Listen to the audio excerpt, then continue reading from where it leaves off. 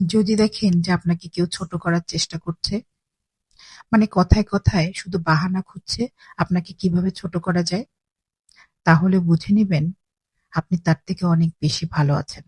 সেটা তার একদমই ভালো লাগছে না। আর সে কারণেই সে আপনাকে ছোট করে নিজে বড় হওয়ার চেষ্টা করছে।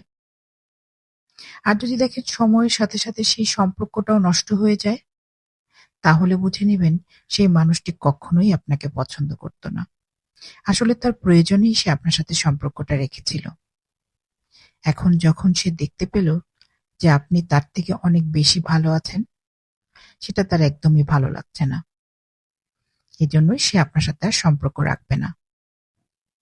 তো এইসব মানুষ থেকে ১০০ হাত দূরে থাকবেন।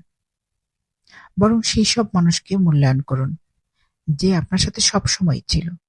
আপনার ভালো সময় যেমন ছিল, আপনার খারাপ সময়ও ছিল।